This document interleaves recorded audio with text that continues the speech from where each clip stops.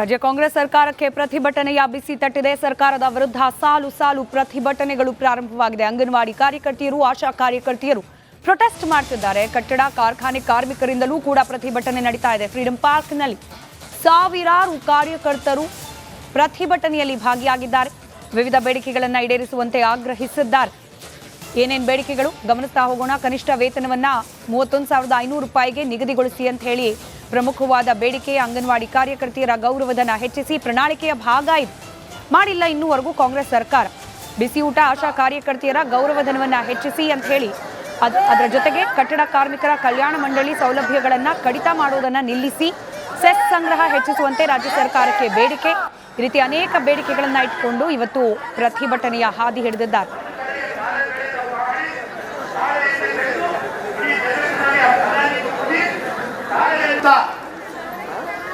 ಪ್ರದೇಶದಲ್ಲಿ ಹರಡಿ ಈ ದೇಶವನ್ನ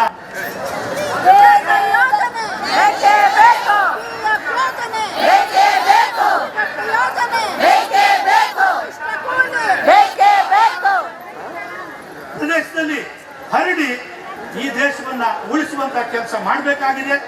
ಆ ಒಂದು ಕರೆಯ ಜೊತೆಯಲ್ಲಿ ಬರಬೇಕಾದ್ರೆ ಎಐಟಿಯುಸಿ ರಾಜ್ಯ ಸಮಿತಿಯ ನಾಯಕರು ಕೆಲಸ ಏನು ಬೊಮ್ಮಾಯಿ ಸರ್ಕಾರ 12 ಗಂಟೆ ಹೆಚ್ಚು ಮಾಡಿದೆ, ಅದನ್ನು ವಾಪಸ್ ಮಾಡಬೇಕು. ಈ ದಿನ ಫೆಬ್ರವರಿ 1ನೇ ತಾರೀಕು ನಾವು ಬೆಂಗಳೂರು ಫ್ರೀಡಂ ಪಾರ್ಕು ಬೆಂಗಳೂರು ಚಲೋ ಬಂದಿದ್ದೀವಿ ಅಂದರೆ ಇಡೀ ಕರ್ನಾಟಕ ರಾಜ್ಯದಂತ ಎಷ್ಟು ಸಂಘಟನೆಗಳಿವೆ. ಬಿಸಿ ಊಟದ ಸಂಘಟನೆ, ಅಂಗನವಾಡಿ ಸಂಘಟನೆ, ಆಶಾ ಕಾರ್ಯಕರ್ತೆ, BMTC ಬಸ್ಸು, KSRTC ಬಸ್ಸು, ರೈತರ ಸಂಘಟನೆ, ಕಲಾವಿದರ ಸಂಘಟನೆ, ಈ ರಾಜ್ಯದಲ್ಲಿ ಎಷ್ಟು ಸಂಘಟನೆಗಳಿವೆ. ಎಲ್ಲ ಸಂಘಟನೆಗಳು ಇವತ್ತು ಒಮ್ಮತದಿಂದ ಇಲ್ಲಿ ನಮ್ಮ ಮನವಿಯನ್ನು ಕೊಡಲಿಕ್ಕೆ ನಾವು ಇವತ್ತು ವಿಧಾನಸೌಧ ಮುತ್ತಿಗೆ ಹಾಕಲಿಕ್ಕೆ ನಾವು ಇವತ್ತು ಈ ದಿನ ಫ್ರೀಡಂ ಪಾರ್ಕ್ಗೆ ನಾವು ಈ ಒಂದು ಪ್ರತಿಭಟನೆಯನ್ನು ಹಮ್ಮಿಕೊಂಡು ಬರಲಾಗಿದೆ. ಮತ್ತು ನಮ್ಮ ಡಿಮ್ಯಾಂಡ್ ಏನಪ್ಪ ಅಂದರೆ ಬಿಸಿ ಊಟದ ಕಾರ್ಯಕರ್ತೆಯರಿಗೆ ಸೇವಾ ಭದ್ರತೆ ಇಲ್ಲ, ಒಂದು ದಿನದ ಕೂಲಿ ಕೂಡ ಇಲ್ಲ. ನಮಗೆ 6ನೇ ಗ್ಯಾರಂಟಿ ಏನಾದರೂ ಈ ದಿನ ನಮಗೆ ಒಳ್ಳೆ ಸಂದೇಶ. ಮತ್ತಷ್ಟು ಡೀಟೇಲ್ಸ್ನೊಂದಿಗೆ ಸ್ಥಳದಿಂದಲೇ ನಮ್ಮ ಪ್ರತಿನಿಧಿ ವೀರೇಶ್ ನೇರ ಸಂಪರ್ಕದಲ್ಲಿದ್ದಾರೆ. ವೀರೇಶ್, ವಿವಿಧ ಸಂಘಟನೆಗಳ ಕಾರ್ಮಿಕರು ಇವತ್ತು ಪ್ರತಿಭಟನೆಯ ಹಾದಿ ಹಿಡಿದಿರೋದು, ನೀವು ಅದೇ ಜಾಗದಲ್ಲಿದ್ದೀರಿ, ಮಾತನಾಡಿಸ್ತಾ ಜೊತೆಗೆ ಈ ಪ್ರತಿಭಟನೆಗಳ ಡೀಟೇಲ್ಸ್ ಅನ್ನ ನಮ್ಮ ಜೊತೆ ಹಂಚಿಕೊಳ್ಳೋದಾದ್ರೆ ವೀರೇಶ್. ಸ್ಮಿತಾ, ವಿವಿಧ ಬೇಡಿಕೆಯ ವಿಚಾರವಾಗಿ ಇವತ್ತು ಸರ್ಕಾರದ ವಿರುದ್ಧ ಸುಮಾರು 20ಕ್ಕೂ ಹೆಚ್ಚು ಸಂಘಟನೆಗಳು ಆಕ್ರೋಶ ಹೊರಹಾಕ್ತಿದ್ದಾರೆ, ಪ್ರತಿಭಟನೆ ಮಾಡಿ. ಯಾಕಂದರೆ ಚುನಾವಣಾ ಪೂರ್ವದಲ್ಲಿ ಕಾಂಗ್ರೆಸ್ ಸರ್ಕಾರ ಕೆಲವೊಂದು ಗ್ಯಾರಂಟಿ ನೀಡಿದರು, ಕೆಲವೊಂದು ಭರವಸೆ ನೀಡಿದರು. ಅದರಲ್ಲಿ ಅಂಗನವಾಡಿ ಕಾರ್ಯಕರ್ತರಿಗೆ, ಆಶಾ ಕಾರ್ಯಕರ್ತರಿಗೆ ಮತ್ತು ಬಿಸಿಯೂಟ ಕಾರ್ಯಕರ್ತರಿಗೆ ನಿಮ್ಮ ಸಹಾಯಧನವನ್ನು ಹೆಚ್ಚಳ ಮಾಡ್ತೀವಿ, 10,000ಕ್ಕಿಂತ ಹೆಚ್ಚಳ ಮಾಡ್ತೀವಿ ಒಂದು ಕಡೆ ಪ್ರಿಯಾಂಕಾ ಗಾಂಧಿ ಅವರು ಒಂದು ಕಡೆ ಭರವಸೆ ನೀಡಿದರು. ಹೀಗಾಗಿ ಆ ಒಂದು ಭರವಸೆಗಾಗಿ ಇವತ್ತು ದೊಡ್ಡ ಮಟ್ಟದಲ್ಲಿ ಹೋರಾಟ ಮಾಡ್ತಿದ್ದಾರೆ. ಮತ್ತೊಂದು ಕಡೆ ವಿವಿಧ ಕಾರ್ಮಿಕ ಸಂಘಟನೆಗಳು ಸಹ ಕೆಲವೊಂದು ಅಂದರೆ ಸಮಯವನ್ನು ಜಾಸ್ತಿ ಆಗಿದೆ, ಕೆಲಸದಲ್ಲಿ ಕಡಿಮೆ ಮಾಡಬೇಕು. ಮತ್ತೊಂದು ಕಡೆ ಇಂತಿಷ್ಟು ಅಂದರೆ ತಿಂಗಳಿಗೆ ಇಂತಿಷ್ಟು ಅಮೌಂಟ್ ಫಿಕ್ಸ್ ಮಾಡಬೇಕು, 31,000ಕ್ಕೆ ಹೆಚ್ಚು ನಮಗೆ ತಿಂಗಳಿಗೆ ಅಮೌಂಟ್ ಕೊಡಬೇಕಂತ ಒಂದು ಕಡೆ ಒತ್ತಾಯ ಮಾಡ್ತಿದ್ರೆ.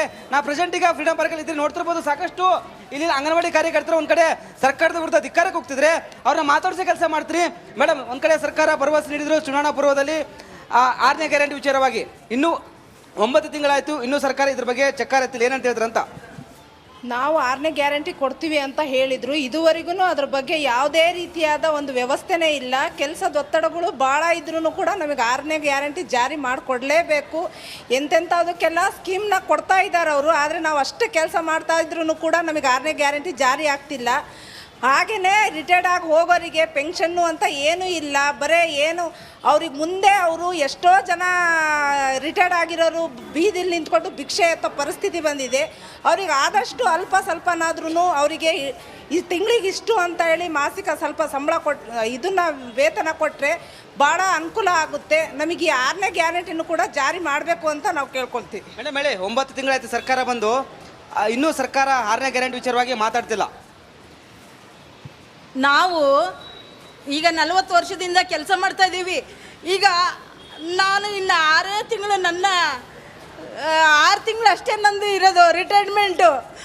ಇರೋ ಮಗನನ್ನು ಕಳ್ಕೊಂಡೆ. ಇವತ್ತು ಸರ್ಕಾರ 6ನೇ ಗ್ಯಾರಂಟಿ ಕೊಡ್ತೀನಿ ಅಂತ ಹೇಳಿತ್ತು.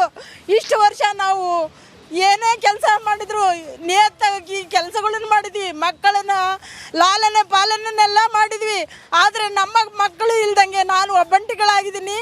6ನೇ ಗ್ಯಾರಂಟಿ ವೇತನ ಬರುತ್ತಲ್ಲ, ಇವತ್ತು ನಮಗೆ ಲಾಸ್ಟ್ನೇ ಇದು ಅಂತೇಳಿ ಬಂದಿದ್ದೀವಿ. ನಮಗೆ ಯಾವುದೇ ಥರದ ನಿವೃತ್ತಿ ಆದಾಗ ಬರೋಂಥ ಪೆನ್ಷನ್ ಆಗಲಿ ಇದನ್ನಾಗಲಿ ನಾವು ಆಕಾಂಕ್ಷೆಯಾಗಿ ಇದರಿಂದ ಒಂದು ಕೊಡ್ತಾರೆ, ಒಂದು ಇದು ಮಾಡಿ ಸರ್ಕಾರ ನಮಗೆ ಸ್ಪಂದಿಸುತ್ತೆ ಅಂತೇಳಿ ಮಾಡಿದ್ವಿ. ಯಾವುದೇ ಕಾರಣಕ್ಕೂ ಯಾವ ಒಂದು ಇದರಲ್ಲೂ ಅದು ಸ್ಪಂದನೆ ಮಾಡ್ತಾ ಇಲ್ಲ. ನಾವು ಇವತ್ತು ಈಗ ಇನ್ನು 6 ತಿಂಗಳಿಂದ ಹೋದ್ವಿ ಅಂದರೆ ನಮಗೆ ಯಾವ ಪೆನ್ಷನ್ನು ಬರ್ತಿಲ್ಲ, ಯಾವುದೂ ಬರ್ತಿಲ್ಲ. ನಾವು ಇನ್ನೇನು ಮಾಡೋದು, ಭಿಕ್ಷೆ ಬೇಡ ಪರಿಸ್ಥಿತಿ ಬರ್ತದೆ.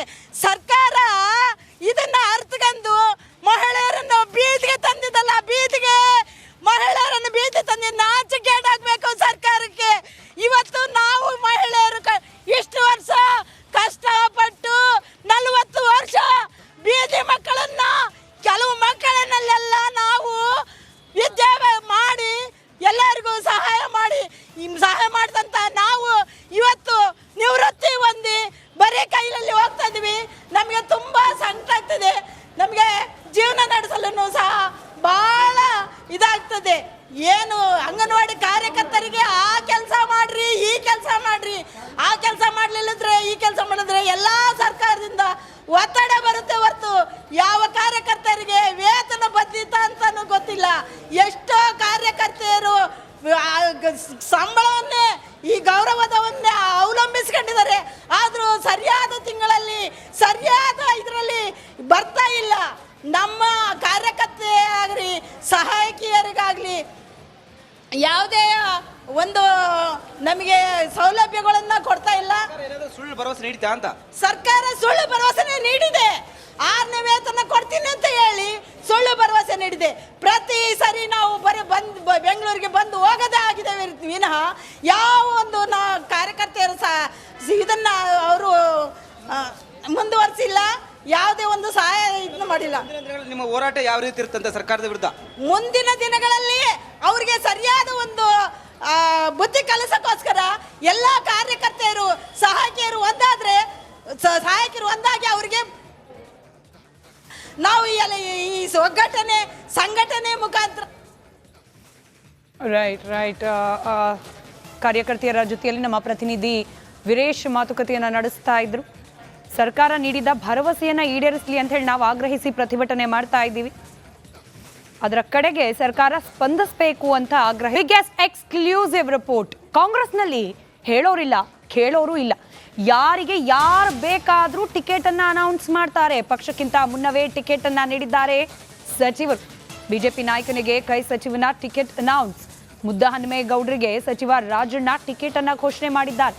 ಆ ಮೂಲಕ ಮತ್ತೆ ಹೈಕಮಾಂಡ್ಗೆ ಸೆಡ್ಡು ಹೊಡೆದಿದ್ದಾರೆ ರಾಜಣ್ಣ.